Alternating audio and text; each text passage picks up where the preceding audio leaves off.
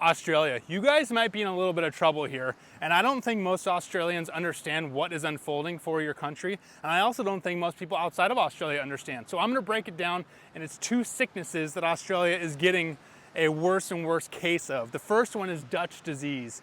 Dutch disease is an economic scenario where you have a country that gets a foreign investor or a foreign source of capital to purchase a specific industry. In Australia's case, it was Asia coming into Australia to buy raw resources, iron ore, copper, lithium, gold, etc.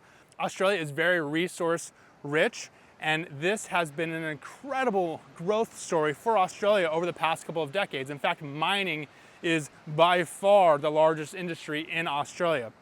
The bad part, though, is that Australia has not reinvested into other industries like manufacturing or agriculture. And over the past several years, both of those industries have been on decline. Now, this would normally be okay if the foreign investor, the foreign purchaser, continued to have that rapid growth, like China did for the past couple of decades. But the problem is China's slowing down.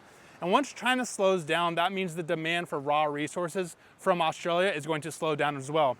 But to make matters worse, Australia has not reinvested back into other parts of their economy, which means that the Australian economy could get very, very weak because of the lack of diversification away from resources that the Australian economy has relied on for so long.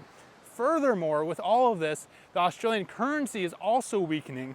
So Australia has less purchase power when it comes to the global markets, meaning it's going to cost them more and more money to purchase goods from other countries to import within Australia. And they're going to need to import stuff because they don't have strong manufacturing bases within Australia. They don't have strong industries outside of mining. Now, the flip side to this is that with a weaker currency, it makes it more attractive for other countries to purchase goods from Australia. The problem is the manufacturing base isn't that big.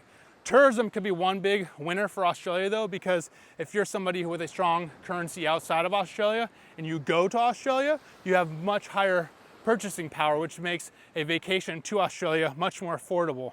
Now, the other big sickness that I alluded to is the tall poppy syndrome. And most Australians and New Zealanders know about this syndrome. And to explain it very simply, it's a situation where your community, your society does not like it when people stick out.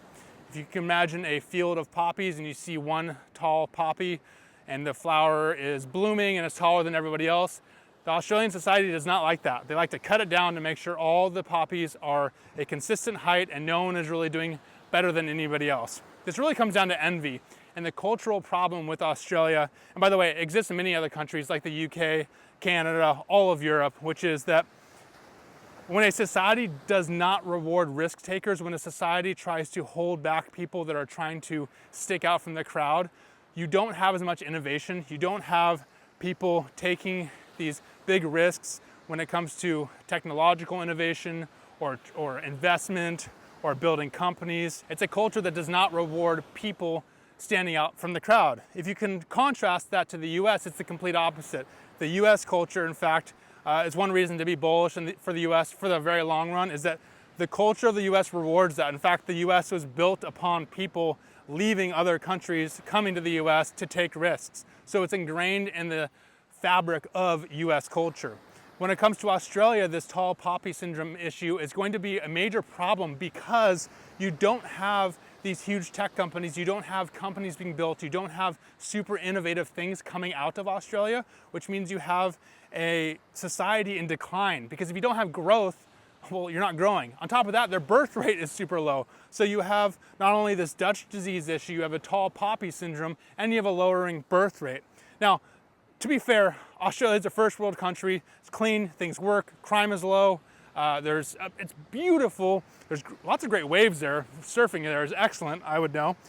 And so the long-term story for Australia will be all right. The country's going to be okay, but the massive growth that it's seen over the past couple of decades and this assumption of having a first world type of economy that's just flourishing, it's in jeopardy right now. Now, a lot of Australians want to point to the real estate market saying, oh, well, real estate's, doubled, tripled, quadrupled over the past several years.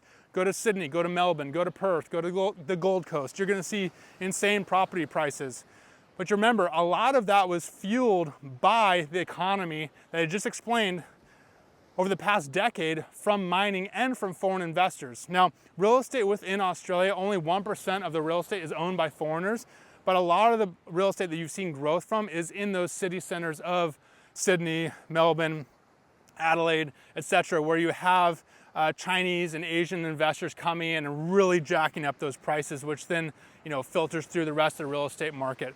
But the point is that all of that growth and all those foreign investors and all of that foreign money that was flowing in could start coming to an end. So this illusion that this rich real estate market is really what Australia is built upon, meaning when you see real estate prices going up, up, up, up, you think the economy is going well, but it's a little bit of a facade. That's not exactly what's going on with the Australian economy. In fact, the GDP growth for Australia right now is the lowest it's been since 1992, and projections going forward are even lower. Many investment banks throughout the US and Australia are predicting right now that growth in Australia is going to at least flatline, if not decline even more. So what are the opportunities for Australia in this scenario? Remember, this is still a great country. Smart people, very motivated people.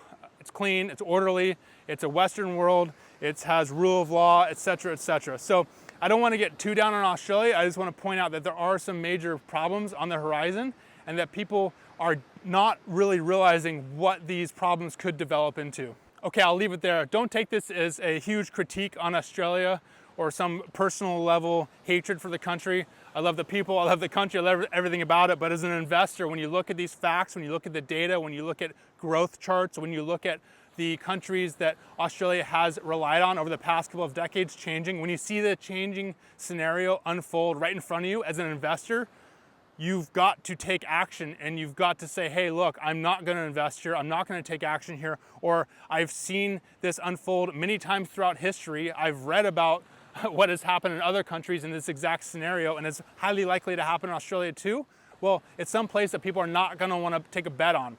There's absolutely opportunity for Australia to change course. There's absolutely opportunity for Australia to become more innovative. And that's gonna come from the society itself, to take a hard look in the mirror and say, hey, we need to change the direction of where we're going. The unfortunate part is that most societies change direction after they encounter a very rough patch. You've seen the US right now. The US economy is booming, but culturally we have a major problem. And we're trying to work that out right now. And we'll see what happens in the future, but typically you have to go through tough times to have change. Anyways, guys, don't focus on this stuff too much. Get outside, breathe some air, get barefoot, put your feet in the dirt, and enjoy life. See ya.